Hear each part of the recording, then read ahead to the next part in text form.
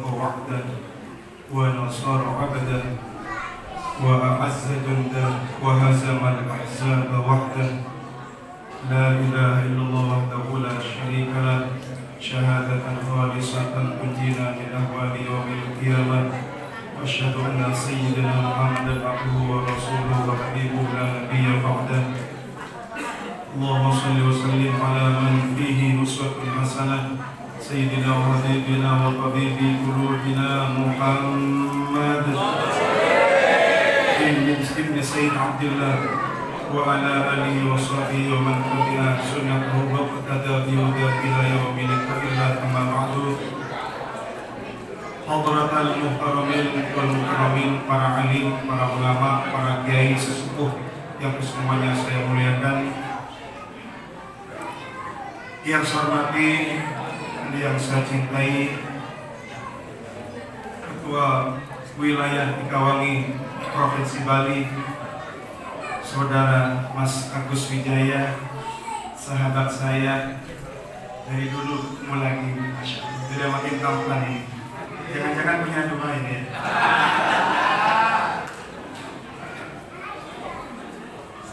Mudah-mudahan beliau selalu dalam bimbingan dan hidayah Allah Subhanahu wa Ta'ala, sehingga mampu bersama kita mewujudkan Ikawangi Dewata yang memberikan kesejukan, yang memberikan kemudahan, memberikan secara totalitas apapun yang dibutuhkan umat. Karena memang Ikawangi dari umat untuk umat, dari Banyuwangi untuk NKRI. Allahumma sholli ala Muhammad.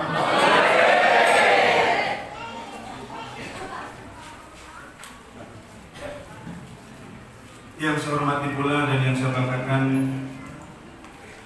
Ketua Ikawangi Cabang Kabupaten Badung, Bapak Haji Nur Hadi. Mudah-mudahan beliau selalu dalam rahmat dan berkah Allah Subhanahu wa Ta'ala, serta tamu kita bersama Ketua Ikawangi Cabang Kota Denpasar, Bapak Wahyu, beliau saudara saya, sahabat setia juga turut hadir. Kemudian selalu dalam rahmat dan berkah Allah, amin. Dan tak lupa yang saya cintai dan yang saya banggakan, semangatnya 353 ini ya. 313 semangat Ahlul Badar, Bapak Haji Muhammad Syukran, Ketua Ikawangi anak cabang Nusantara. Saya ini dari Denpasar dan saya bersaudara bersahabat dengan Pak Wahyu, tapi tidak pernah disentuh Ikawangi. Sampai kecolongan diambil Pak Haji Syukran, jadi gimana ini? Ibarat cewek dilamar Pak Haji Syukran, jadi gimana ini? Saking dekatnya dengan Pak Wahyu, saya dekat sekali dengan istrinya, sering pun dengan saya. Tapi mungkin semuanya ada hikmahnya. Nanti saya juga akan main-main ke beliau, biar Ikawangi secara totalitas, secara khusus di Provinsi Bali ini bisa saling bahu-membahu. Amin. Serta yang saya cintai dan yang saya banggakan, selaku penasehat pembina Ikawangi anak cabang Utara sekaligus beliau Ketua Takmir Masjid Al-Hijriyah, Bapak Haji Agus Indra Gunawan. Beliau makin tampan, saya ini curiga ini. Makin tampan misalnya, makin tua makin menjadi-jadi. Dan segenap jajaran pengurus Ikawangi Provinsi Bali yang turut hadir pada siang hari ini, yang saya cintai karena Allah, serta para hadirin hadirat Bapak Ibu saudara dan saudariku anggota Ikawangi Dewata Bali yang kesemuanya tanpa terkecuali, semua yang hadir di siang hari ini. Allah tidak keluarkan kita dari tempat yang mulia ini kecuali Allah muliakan kita dunia dan akhirat. Allah berkahi hidup kita, Allah berkahi ekonomi kita, Allah berkahi keluarga kita, yang berdagang dilariskan dagangannya oleh Allah, yang mempunyai usaha dimajukan usahanya oleh Allah, yang mempunyai hajat cita-cita dikabulkan hajat dan cita-citanya oleh Allah Subhanahu wa Ta'ala. Amin Allahumma amin. Hadirin hadirat yang dimuliakan Allah Subhanahu wa Ta'ala, tidak banyak yang ingin saya sampaikan. Saya tuh sukanya menyesuaikan. Kalau yang nyambut dari tadi itu simpel, saya lebih simpel lagi. Asal lama-lama, pendek yang penting masuk mantabnya. Panjang yang masuk percuma. Pendek waktunya, pendek ceramahnya, tapi mantap dia. Pertama berkaitan dengan Ramadan yang sudah kita lalui bersama. Kita muhasabah, kita evaluasi. Dan yang kedua berkaitan dengan halal bihalal. Saya hanya tinggal meneruskan apa yang disampaikan oleh ketua umum kita tadi, Bapak Mas Agus. Aduh, lupa saya siapa namanya? Pak Agusti, bos lupa. Ramadan hadirin sudah pergi. Saya mengambil satu artikel yang ditulis oleh Syekh Ali Jum'ah, salah satu mufti Mesir. Beliau menulis dalam artikelnya perpisahan dengan Ramadan. Apa kata beliau? Usapa Ramadan dari kejauhan. Wahai Ramadan, hendak kemana engkau? Ia pun menjawab, wahai Syekh Ali Jum'ah, aku harus pergi dan aku harus pergi karena Syawal sudah tiba. Dengan lemah lembut Ramadan menjawab, aku harus pergi dan jauh, mungkin lama, kurang lebih 11 bulan. Tolong sampaikan salam terima kasih kepada orang-orang yang beriman, yang telah berpuasa dan menghidupkan malam-malam Ramadan, menyambutku dengan sukacita dan melepas kepergianku dengan derai air mata. Mengapa Syekh Ali Jum'ah mengatakan dengan melepas kepergian Ramadan air mata yang berlinang? Karena para wali-walinya Allah, para ulama-ulamanya Allah, para aulia-aulianya Allah, orang-orang yang soleh, ketika masuk malam beliau berduka, beliau menangis karena jiwanya, raganya sudah menyatu dengan Ramadan. Maka pantas Nabi bersabda, "Lau ta'lamu ummati ma fi Ramadan, an takuna sanah kullaha Ramadan." Seandainya umatku tahu tentang keagungan, kemuliaan, fadl, keutamaan Ramadan, pasti umatku akan berharap seluruh bulan dalam setahun semuanya menjadi bulan Ramadan. Allahumma shalli ala Muhammad. Karena apa-apa yang tidak ada di bulan lain ada di bulan Ramadan. Puasa wajib hanya ada di Ramadan. Lailatul Qadar hanya ada di Ramadan. Salatul Tarawih hanya ada di bulan Ramadan. Dianjurkan memperbanyak tadarus Al-Quran, sedekah hanya ada di bulan Ramadan. Walaupun di bulan-bulan yang lain kita harus berbagi dengan sesama, terutama orang yang membutuhkan bantuan kita. Tapi lagi-lagi Ramadan panggung agung yang tidak tertandingi. Bahkan jauh sebelum Ramadan kita berdoa minta sama Allah, barik lana fi Rajab wa Sya'ban wa ballighna Ramadan.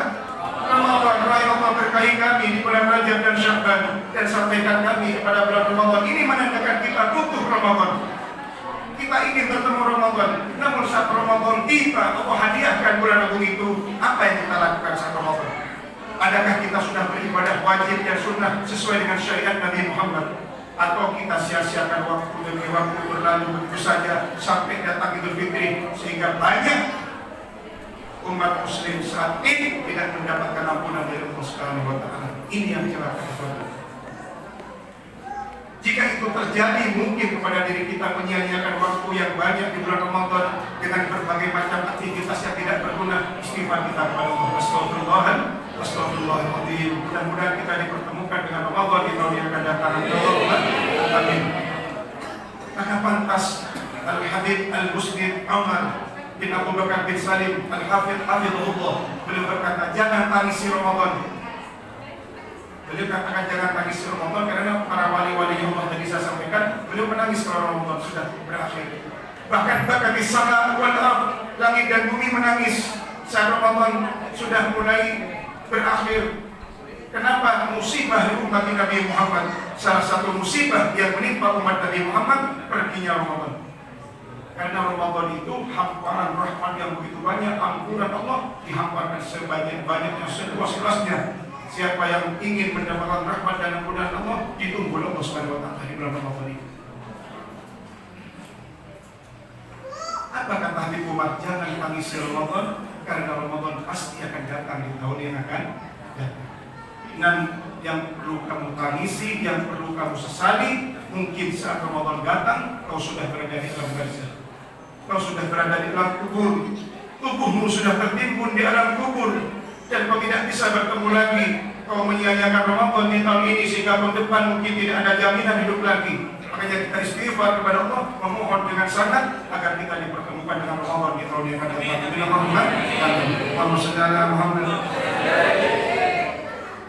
Yang kedua, terakhir, halal bihalal. Halal bihalal itu kebalikan dari haram biharam. Karena haram itu bagian dari dosa. Untuk menghapus, mencoret keharaman itu perlu adanya halal bihalal. Dosa itu hukumnya haram dan hanya bisa halal apabila saling menghalalkan. Makanya dosa bapak-bapak yang dilakukan kepada ibu-ibu tolong ibu dihalalkan, dosa ibu-ibu yang dilakukan kepada bapak-bapak tolong dihalalkan, maka terjadilah halal bihalal. Nah, halal bihalal itu bukan sehabis bukan. Benar tadi disampaikan oleh Mas Agustinus Wijaya selaku ketua Kawami kita. Halal bihalal itu hanya ada di Indonesia, di negara lain tidak ada. Bahkan sebagian ada niru-niru. Tapi bagus.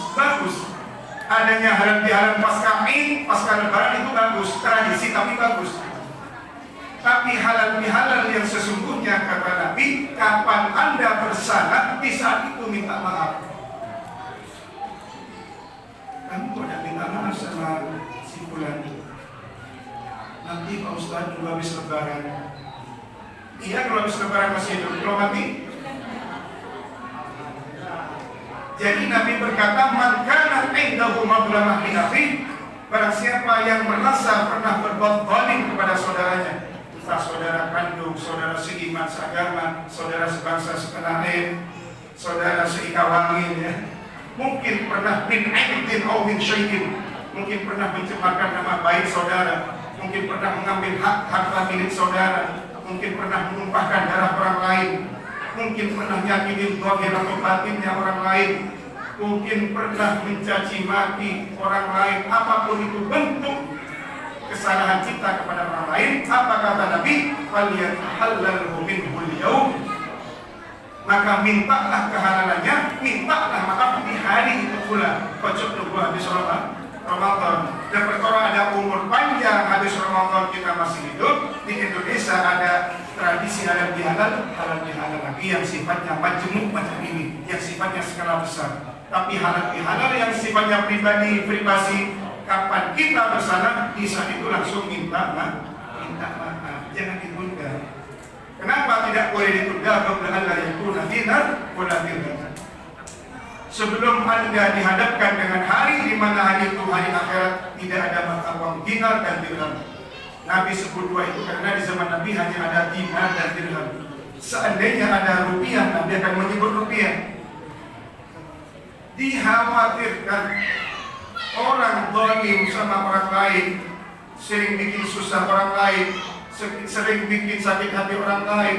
Dia tidak minta maaf, belum sempat minta maaf, ditunda-tunda minta maafnya, terus meninggal. Berarti meninggal dalam keadaan zalim sama orang lain. Kalau sudah zalim dengan orang lain belum minta maaf, berarti dia punya hutang sama orang. Nanti akan dibalas, nanti akan dituntut di hadapan Allah Subhanahu wa Ta'ala. Wa in kana lahu 'amalun shalih ukhidha bi qadri madlamati. Apabila orang yang zalim itu punya amal soleh, punya pahala banyak, maka pahalanya akan diambil oleh Allah, diberikan kepada orang yang dizalimi itu.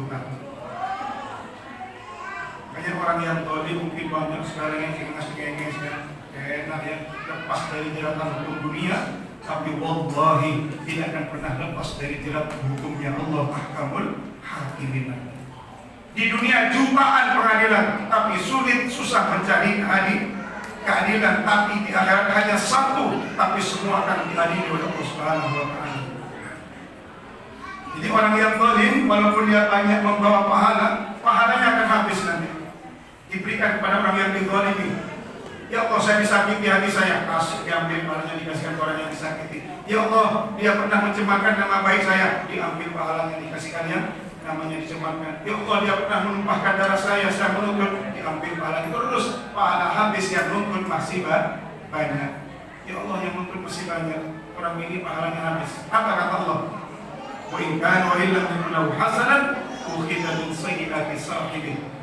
Apabila orang yang zalim tidak punya kebaikan, tidak punya pahala, maka dosa-dosa orang yang dizalimi, dosa orang yang disakiti diambil semua, dipikulkan pada orang yang zalim itu. Ya sudah masuk neraka orang zalim. Makanya Nabi mewanti-wanti, ittaqul dzulma, jangan berbuat zalim, fa inna dzulma dzulmatun yaumil qiyamah. Perbuatan aniaya itu akan mendatangkan kegelapan nanti di hari kiamat. Kalau kita dizalimi orang, maafkan. Yang penting kita tidak menzalimi orang. Nabi kalau dibenci, tak sakit hati, dicaci maki, tak didampingi, disakiti, memaafi. Beda kita, disakiti lapor boleh. Sampai kapan akan mencapai derajat wal afina anin nas? Ini betul kata Pak Ketua, orang yang memaafkan, bukan memaafkan dan minta maaf, orang itu ciri khas orang yang bertakwa. Kita ditarbiyah berpuasa sebulan penuh, la'allakum akan menjadi orang yang bertakwa. Dan ciri khas orang yang bertakwa diantaranya wal maafin anin nas, gemar memaafkan kesalahan orang lain dan sedang minta maaf. Makanya ada momentum halal bihalal Ikawangi di siang hari ini di Masjid Al-Hijrah ini, mari kita buka pintu hati kita untuk saling memaafkan dosa di antara kita. Insyaallah Pak Budi. Jadi mungkin Bapak Ibu pernah punya salah sama saya. Tanpa panjenengan minta maaf jauh sebelumnya saya sudah memaafkan. Begitu pula hadirin yang dimuliakan Allah Subhanahu wa taala, pintu maaf itu hanya ada di hati. Menambahkan Pak Ketua tadi harus dirasa tangannya dia, tapi harus dimantapkan di dalam hati. Bukan dirasa kalau cowok dengan cewek ini kalau cantik biar dirasa lama sekali. Ini model orang Indonesia. Kalau dengan yang tidak ini wanita maaf ini ngerasain. Tapi bukan dasar katanya Pak Ketua tadi, maksudnya merasakan artinya betul-betul menjiwai, memohon maaf dengan setulus hati, dan yang memaafkan juga memaafkan dengan setulus hati. Bukan hanya di lisan, Mbak saya minta maaf ya Bu, iya, tidak tapi hatinya tidak saya tidak akan memaafkan kamu. Saya sakit hati dulu, sakitnya bisa gitu. Kapan lisan sudah memaafkan harus sampai ke hati. Yang hanya lisan yang dulu saya maafkan, hatinya ngomong sudah tidak sampai kapanpun saya tidak akan memaafkan. Itu namanya munafik. Sekalian tidak sudah. Kalau iya, kalau tidak, jangan hanya mulut iya, hati enggak. Ini justru nanti beda lagi hukumnya munafik. Dan orang munafik tempatnya fid-darkil asfali minan nar, di neraka terbawah dari nerakanya Allah Subhanahu wa taala. Yang terakhir, ikhwafillah rahimakumullah, Idul Fitri itu bukan identik dengan baju baru, toples baru, kue baru, kue kacang mumpet kan ada dia. Apalagi kue ibu yang begini. Bukan itu. Laisal id bimalbasin jadid walakinnal id bimanfa'atuhu tazid.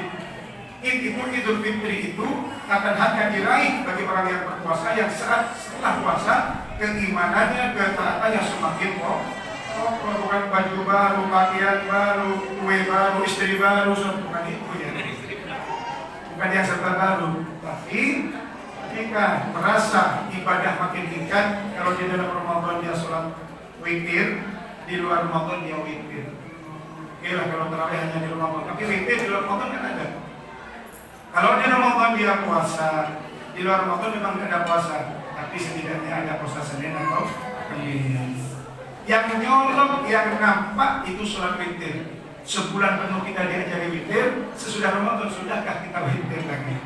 Nah kalau itu belum terjadi, istighfar kita sama Allah, mudah-mudahan ke depannya kita kita lebih baik lagi ibadah kepada Allah Subhanahu wa Ta'ala. Alhasil kesimpulan dari apa yang saya sampaikan sesuai dengan janji saya, karena dari awal tadi yang masih sampaikan sedikit-sedikit, saya juga sedikit.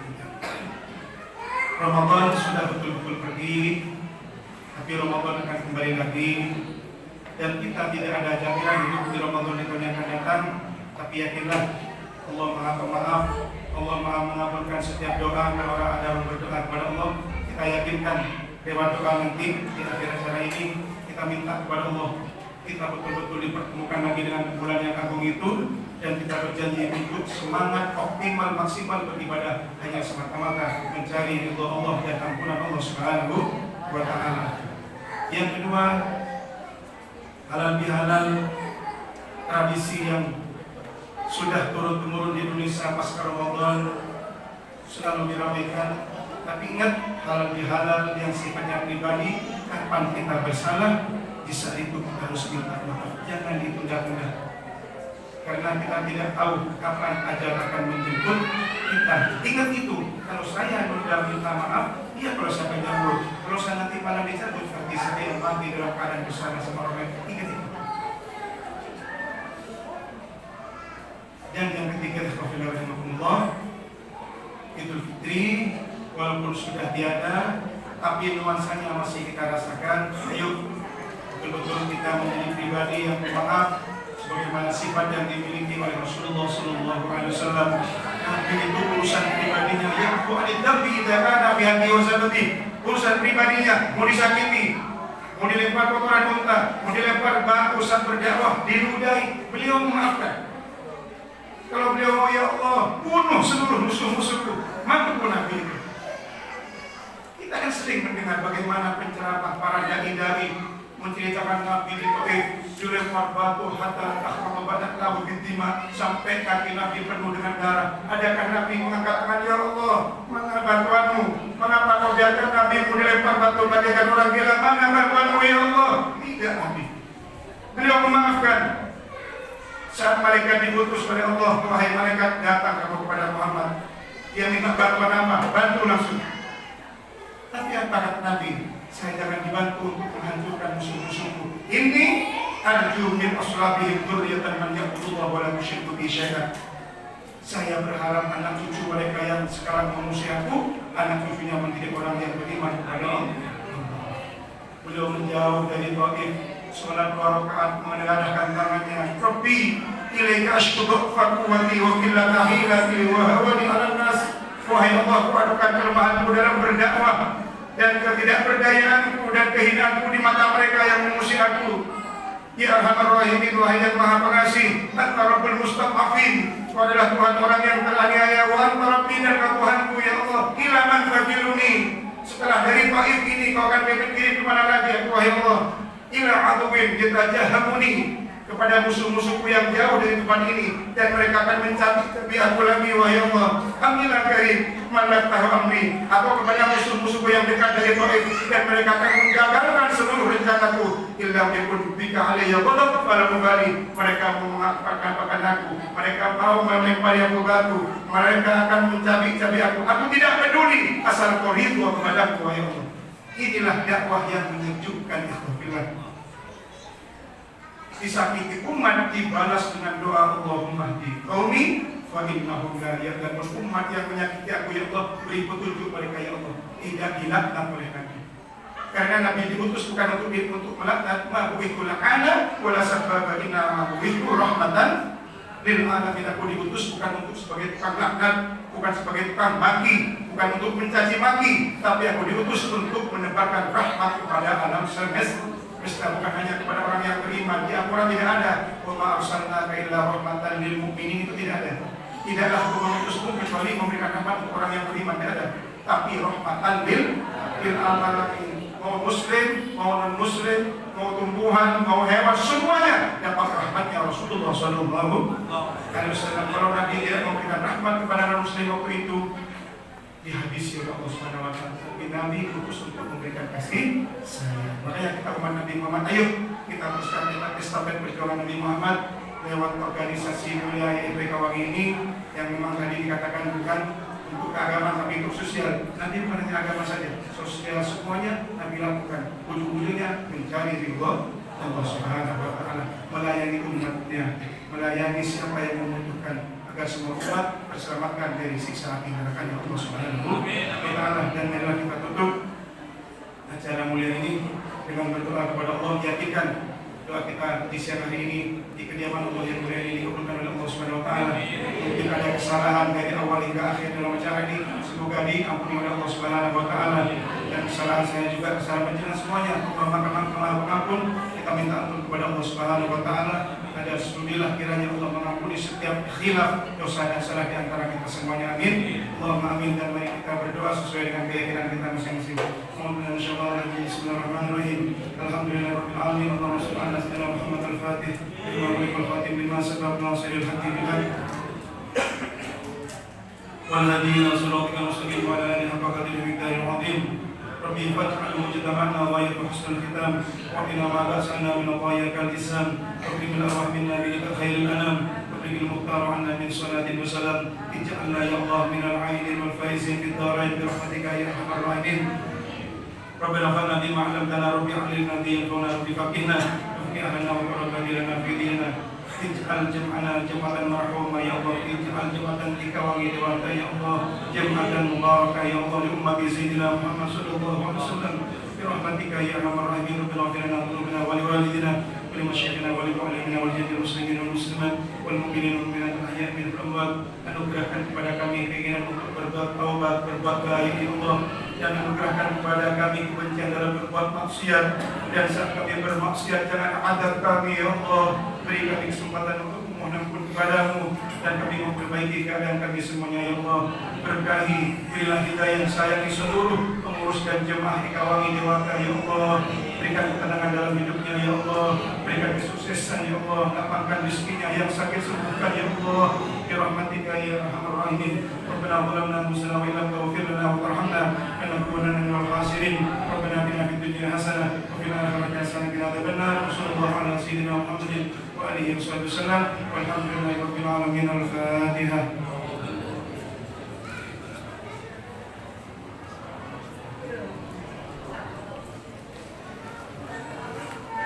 Demikian dari saya, Bismillahirrahmanirrahim, atas nama pribadi dan atas nama anggota Ikawangi Anak Cabang Kabupaten Pasar, saya mengucapkan selamat Hari Raya Idul Fitri minal aidin wal faizin, kullu amin wa antum bi khair. Taqabbalallahu minna wa minkum shalihal a'mal. Hadanallahu wa iyyakum ajma'in. Assalamualaikum warahmatullahi wabarakatuh.